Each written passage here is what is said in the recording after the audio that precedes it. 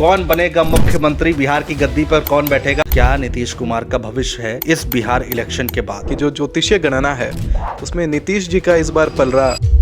तेजस्वी यादव का भविष्य बताएं आप, क्या वो इस बार सीएम की कुर्सी पर बैठेंगे। तेजस्वी यादव जी के लिए एक बहुत बढ़िया लीडरशिप क्वालिटी लेकर के आते हैं और कुंडली में लक्ष्मी नारायण योग भी उनके निर्माण हुआ है। प्रशांत किशोर की हम बात कर रहे हैं, पीके की नई पार्टी है और पहला सभी सीटों पर चुनाव लड़ रहे हैं, पहला चुनाव है। जहां तक उनकी ज्योतिषीय गणना के अनुसार में उनके लिए जो रंग होने चाहिए थे वो कि बिहार की मुख्यमंत्री की कुर्सी पर बैठेगा।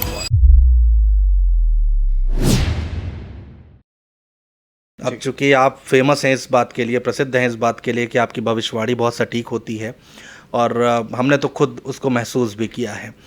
सबसे पहले हम बात करते हैं नीतीश कुमार की। क्या नीतीश कुमार का भविष्य है इस बिहार इलेक्शन के बाद। देखिए, वैसे नीतीश जी बहुत बढ़िया नेता बिहार के लिए साबित रहे हमेशा से। बहुत बढ़िया नेतृत्व उनका रहा, बिहार बहुत डेवलप किया उनके नेतृत्व में। लेकिन ये बात को देखते हुए बड़ा मुझे दुख हुआ कि जो ज्योतिषीय गणना है उसमें नीतीश जी का इस बार पलड़ा कमज़ोर पड़ता हुआ दिखाई दिया। अच्छा। और इस बार सीएम बनने के योग नहीं दिखते हैं उनके, नहीं दिखते हैं। हाँ। और स्वास्थ्य को लेकर के भी अगला 3 साल ठीक है, लेकिन 3 साल के बाद 2 साल का जो ड्यूरेशन रहेगा, यानी कि जो 3 साल के बाद और 5 साल के पहले ये जो 2 साल रहेगा उसमें मार्केश निर्माण हो रहा है। तो उसके लिए उनको महामृत्युंजय का अनुष्ठान कराना चाहिए और अपने स्वास्थ्य पर विशेष ध्यान देना चाहिए। भगवान करे बहुत लंबी आयु रहे उनकी और बहुत बढ़िया से अपने जीवन का निर्वाह करें और अच्छे से कार्य करें। लेकिन ज्योतिषीय मत के अनुसार इस बार सत्ता उनके हाथ में जाती हुई दिखाई नहीं पड़ती। मार्केश जब लगता है तो किस स्थिति में पहुंच जाता है मनुष्य। देखिए, मार्केश लगने पर बहुत गंभीर बीमारी होने का डर रहता है और ऐसे मार्केश की स्थिति जब बहुत प्रचंड हो जाए तो उसमें व्यक्ति का निधन भी होने का डर होता है।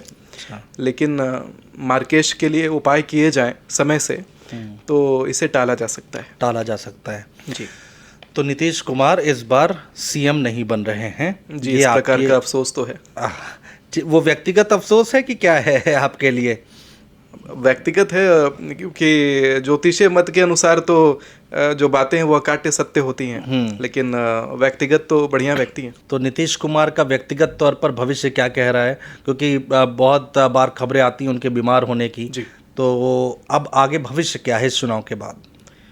देखिए, अभी अगले जो 3 साल हैं नीतीश जी तब तक थोड़ा बहुत बीमार ऐसा रहने का योग है, लेकिन 3 साल के बाद 5 साल के पहले ये जो 2 साल है वो उनके जीवन का कठिन साल होने वाला है। ठीक है, उनके सामने है तेजस्वी यादव और राहुल गांधी, दोनों मिलकर बिहार की राजनीति में बहुत एक्टिव हैं।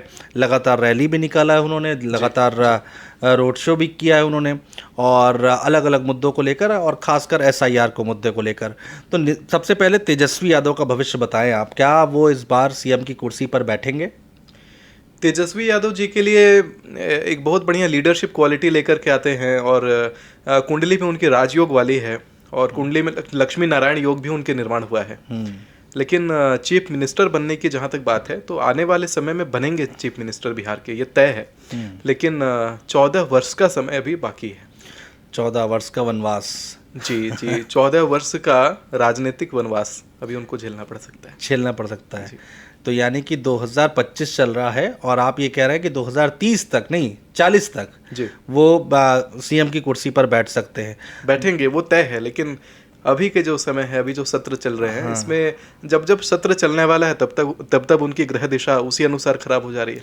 बड़ा लंबा समय नहीं हो गया महाराज जी। ये कुंडली तो ठीक है बता रही है, लेकिन बड़ा वो एक्टिव रहते हैं बिहार की राजनीति में, आप देखते ही हैं, और मुख्य विपक्षी चेहरा है, सरकार में भी थे।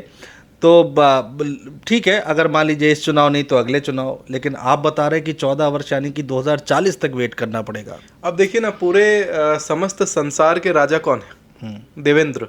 तो अभी जो इंद्र पे बैठे हुए हैं, इंद्र की गद्दी पे बैठे हैं, उनका नाम है पुरंदर। और इसके बाद जो बैठेंगे वो राजा बलि बैठेंगे।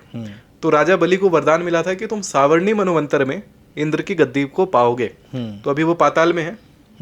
भगवान वामन अवतार ने उनको इस प्रकार का वरदान दिया था। अभी पाताल के राजा हैं, बाद में इंद्र बनेंगे। तो इंद्र बनना तय है, लेकिन उनको एक मनवंतर यानी कि 71 चतुर्युग का समय निकलेगा तब जाकर के वो इंद्र की गद्दी को संभालेंगे। तो अब आप समझ के चलिए कि 14 वर्ष इस गणना के अनुसार तो कुछ नहीं है। तो ये आशीर्वाद तो उनको कहीं ना कहीं से ईश्वरीय अनुकंपा से प्राप्त है कि चीफ मिनिस्टर की गद्दी को पकड़ेंगे, लेकिन पकड़ने का एक समय है और सब्र का फल मीठा होता है। ठीक है। एक और नाम है बिहार की राजनीति में बहुत तेजी के साथ आगे बढ़ रहे हैं, बहुत जोश के साथ आगे बढ़ रहे हैं।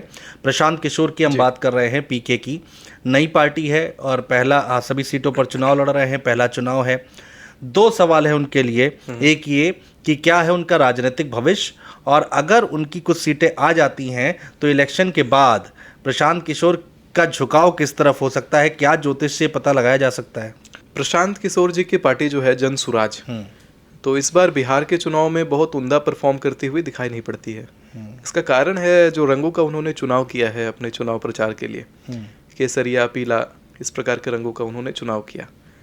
और जहाँ तक उनकी ज्योतिषीय गणना के अनुसार में उनके लिए जो रंग होने चाहिए थे वो दूसरे होने चाहिए थे, वो डार्कर जो कलर्स होते हैं वो उस प्रकार से होने चाहिए थे।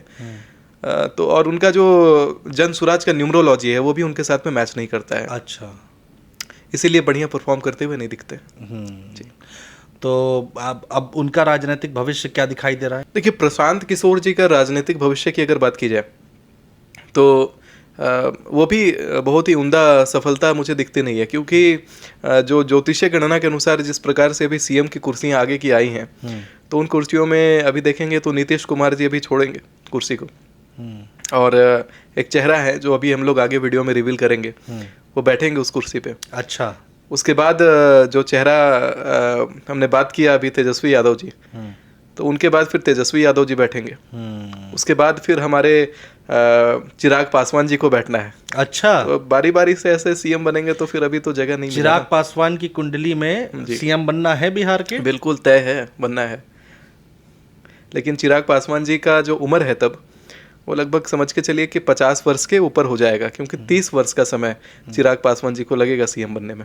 अच्छा जी, बहुत बढ़िया नेता है। आप देखिए ना, बहुत अच्छी लीडरशिप क्वालिटी है उनकी। कुछ कहते हैं तो एक जबरदस्त वेट है उनके वाणी में, और कॉन्फिडेंस अलग सा झलकता है, चेहरे में तेज है, आंखों में चमक है।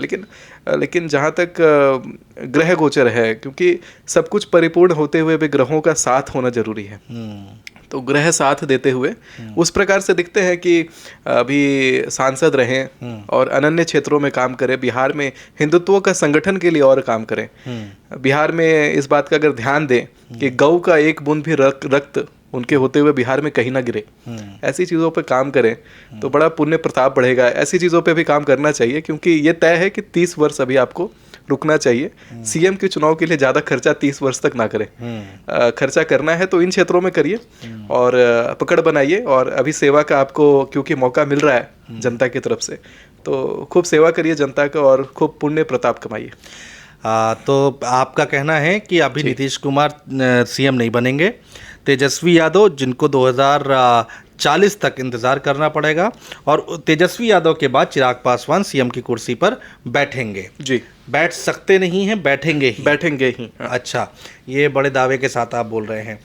ठीक है, तो प्रशांत किशोर भी कुछ अच्छा करते हुए नहीं दिखाई दे रहे। एक सवाल मेरा ज़रूर था प्रशांत किशोर को लेकर कि अगर वो कुछ करते हैं, अच्छा करते हैं, तो वो उनका भविष्य क्या किधर जाता है, किस पार्टी की ओर, किस गठबंधन की ओर जाते हुए दिखाई देते हैं, ऐसा कुछ पता चल सकता है? देखिए, अगर कुछ बढ़िया करते हैं तो भी वो मतलब जनसुराज पार्टी को छोड़ेंगे नहीं। खुद में ही एकल स्वामित्व उनके अंदर दिखाई पड़ता है, तो खुद में अपना एक सोसाइटी, खुद का अपना एक साम्राज्य तैयार करने पे लगे हैं। लेकिन राजनीतिक करियर बिहार में वो नहीं दिखता।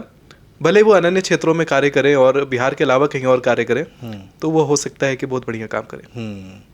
तो इनका कोई आंकड़ा नहीं निकला है कि इतने साल बाद ये जो है सक्सेस हो सकते हैं? नहीं, इस प्रकार का आंकड़ा नहीं। अच्छा, चलिए ठीक है। तो अब सबसे बड़ा सवाल ये है, और जिसका इंतज़ार हमारे दर्शक बहुत देर से कर रहे हैं, कि बिहार की मुख्यमंत्री की कुर्सी पर बैठेगा कौन? देखिए, सम्राट चौधरी एक चेहरा है जिनका बिहार के मुख्यमंत्री के रूप में बैठने का पूर्ण योग इस बार बनता है। राजयोग और गजकेशरी सब कुछ इसी ओर डायरेक्शन दे रहा है, इसी ओर इशारा कर रहा है। अच्छा, कि सम्राट चौधरी इस बार बिहार का सीएम बन जाएंगे। बहुत लोगों का दिल भी तोड़ दिया आपने ये कहकर। वो हो सकता है वो विपक्ष में बैठे हों, लेकिन सम्राट चौधरी सीएम बनते हुए दिखाई दे रहे हैं आपको। जी। ये आप मतलब दावे से कह रहे हैं या फिर? नहीं, दावे से है, और बहुत लोगों का मन गदगद भी हो जाएगा ये सुन करके। नहीं, इसमें कोई दो राय नहीं है। जो उनकी साइड के हैं, जो उनकी पार्टी के हैं, यानी कि भारतीय जनता पार्टी के लोग हैं, वो ज़रूर खुश हो रहे होंगे। इस बात को सुन के सम्राट चौधरी बहुत गदगद हो रहे होंगे, लेकिन बहुतों का दिल भी टूटा है। मैं ये कहना चाह रहा हूँ कि सम्राट चौधरी, लेकिन सम्राट चौधरी उस रेस में क्या अभी तक तो हम लोग को कुछ दिखाई नहीं दे रहे हैं ना सीएम की रेस में। अभी तो केवल बड़े बड़े चेहरे दिख रहे हैं, मेन चेहरे दिख रहे हैं जी। तो ये अचानक से कैसे सम्राट चौधरी, आप मतलब समझ में नहीं आ रहा है। अब देखिए, कहते हैं ना कि काल की जब गणना, जब कालखंड कोई चलना शुरू होता है, तो आप उदाहरण के रूप में देखिए खुद ही कि जब मोदी जी बच्चे होंगे, जब चाय का काम उन्होंने शुरू किया होगा, तो कोई उन्हें ये सोच नहीं सकता होगा कि वो प्रधानमंत्री की कुर्सी पे बैठेंगे। तो ये काल का चक्र का ही, समय का फेर है सब, कि किसी को भी कहीं पे बैठा सकता है। तो बड़ा अधिक संभावना है इस बार कि सीएम की कुर्सी को सम्राट चौधरी जी संभालें।